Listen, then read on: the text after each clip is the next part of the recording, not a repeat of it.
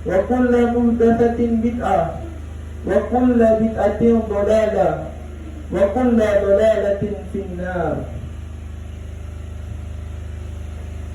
Kaum muslimin yang muliakan oleh Allah Subhanahu wa taala,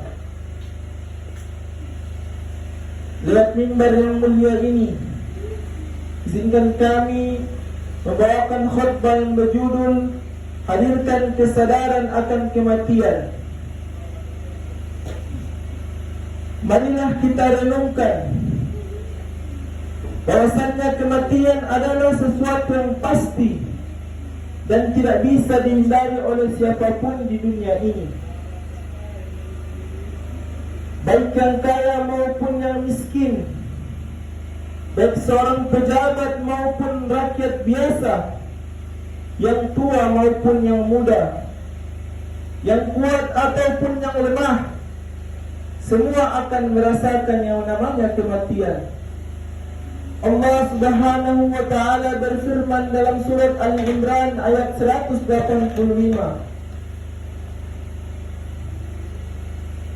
Kullu nafsin dha'iqatul maut. Tiap-tiap yang bernyawa, tiap-tiap yang hidup di dunia ini pasti akan merasakan yang namanya kematian. Tidak ada satu makhluk pun yang abadi di dunia ini. Hidup kita hanyalah sementara. Kematian akan datang kapan saja dan di mana saja, tanpa kita prediksi. Dalam keadaan kita tidur, dalam keadaan sedang kita bekerja, pasti kematian akan menghampiri kita jikalau sudah waktunya. Rasulullah SAW bersabda, berbanyaklah kalian mengingat pemutus segala kenikmatan, yaitu kematian. Hadis riwayat Tirmizi. Mengapa kita diperintahkan banyak-banyak mengingat kematian, jemaah sekalian? Karena kematian dapat melembutkan hati-hati kita, menjauhkan kita dari sifat kesombongan, dan memotivasi kita untuk selalu melakukan amal-amal soleh, dan menjauhkan kita untuk melakukan kemaksiatan kepada Allah Subhanahu wa taala sebelum terlambat. Pertanyaannya jemaah yang dimuliakan oleh Allah Subhanahu wa taala, sudahkah kita siap? Sudahkah kita pantas untuk menjemput yang namanya kematian? Coba kita renungkan sesaat. Jikalau malaikat maut mencabut nyawa-nyawa kita hari ini, jemaah sekalian,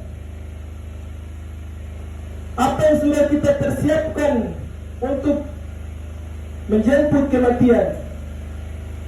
Apakah surat-surat kita sudah banyak?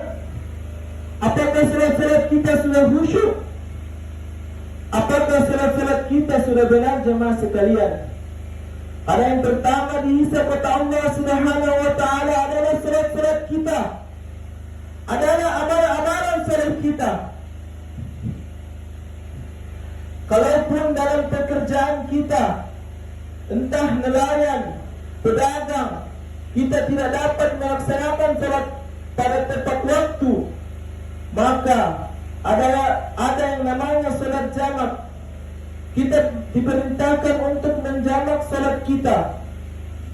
Waktu zuhur dijamak dengan salat asar, salat maghrib dijamak dengan salat isya, dan salat subuh. Jemaah yang dimuliakan oleh Allah Subhanahu wa taala. Jadi tidak ada alasan kita untuk meninggalkan salat. Kalaulah sakit menjadi penyebab kita tidak salat, jemaah sekalian, maka kita diperintahkan salat dengan duduk. Jika tidak bisa duduk, maka berbaring, jemaah sekalian. Jika tidak bisa berbaring, maka kita diperintahkan untuk salat dengan isyarat. Dan jika tidak bisa isyarat, maka manusia tersebut sudahlah mendapatkan yang namanya kematian, jemaah sekalian. Mulai hari ini, marilah kita memperbaiki salat-salat kita. Janganlah kita meremehkan yang namanya salat, karena salat adalah tiang agama. Salat adalah pondasi agama. Jikalau diumpamakan sebuah rumah, jikalau tidak ada pondasinya, maka rumah itu tidak akan kuat, jemaah yang dimakan oleh Allah Subhanahu wa ta'ala.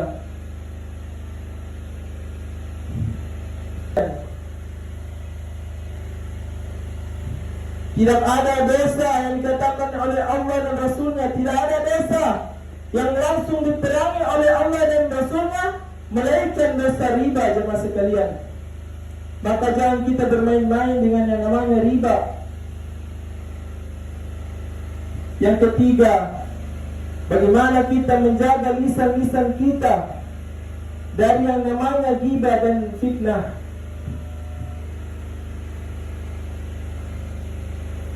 Kalaulah kita menceritakan saudara-saudara kita itu sudah benar, maka itu namanya ghibah. Dan kita menceritakan saudara-saudara kita yang tidak benar, maka itu namanya fitnah, jemaah sekalian. Yang keempat, apakah sudah kita mendidik anak-anak dan keluarga kita kepada ajaran Islam yang benar, kepada amal-amalan saleh, kepada amal-amalan yang menyebabkan kita masuk ke dalam surga Allah Subhanahu wa ta'ala. Ingatlah, ketika kematian datang, tidak ada lagi kesempatan untuk kita memperbaiki diri. Allah berfirman dalam surah Al-Mu'minun ayat 99 sampai 100 yang berbunyi, Rabbirji'un laghalli a'malu salihan fima taraktu. Ya Tuhanku, kembalikanlah aku ke dunia agar aku bisa berbuat amalan soleh. Tapi jemaah sekalian yang dimuliakan oleh Allah, penyesalan itu sudah tidak berguna lagi, sudah tidak dapat dikabulkan oleh Allah Subhanahu wa ta'ala dikala kita sudah mati, jemaah sekalian. Maka mari kita memperbaiki amalan-amalan soleh kita, memperbaiki salat-salat kita, menjauhkan dari yang namanya kemaksiatan, menjauhkan diri kita dari yang namanya dosa-dosa, dari dosa kecil maupun dosa besar, jemaah sekalian. Aqulu qawli hadza fastaghfirullahu li wa lakum fastaghfiru innahu wal ghafurur rahim. على إحساني وشكر له على توفيق امتناني وأشهد أن لا إله إلا الله تعظيما لشأني وأشهد أن لا إله إلا الله محمدا عبده ورسوله الداعي إلى رضوانه صلى الله عليه وعلى آله وأصحابه وإحسانه. Segala puji bagi Allah yang telah memberikan kita nikmat iman, nikmat Islam dan kehidupan. Salawat serta salam kita aturkan kepada junjungan kita Nabiullah Muhammad sallallahu alaihi wasallam, kepada keluarga beliau, sahabat-sahabat beliau, kepada tabi'in, kepada tabi'in, dan kepada kita sekalian umat akhir zaman. Jemaah-jemaah yang dirahmati oleh Allah Subhanahu wa ta'ala, mari kita persiapkan kematian kita dengan bekal terbaik, yaitu ketakwaan kita kepada Allah Subhanahu wa ta'ala dalam setiap kondisi. Salat yang khusyuk dan tepat waktu, harta yang halal dan dibelanjakan di jalan yang benar, dan meninggalkan kemaksiatan apapun dan sekecil apapun, jemaah sekalian. memperbanyak amal-amalan jariah, ilmu yang bermanfaat, dan amalan dan anak-anak yang soleh yang mendoakan kita jika kita mati kelak. Kata Allah Subhanahu wa taala, ketika seseorang meninggal dunia, maka terputus segala amalannya kecuali 3. Yang pertama adalah amal jariah. Yang kedua adalah ilmu yang bermanfaat. Dan yang ketiga adalah anak-anak soleh yang mendoakan kedua orang tuanya. Rasulullah SAW bersabda, orang yang cerdas adalah yang selalu menghisab dirinya dan beramal untuk kehidupan setelah kematian. Hadis riwayat Tirmizi. Mari kita menjadi orang yang cerdas itu, yang selalu ingat bahwa dunia ini hanyalah tempat persinggahan semata, dan kampung akhirat adalah tempat tinggal yang sesungguhnya.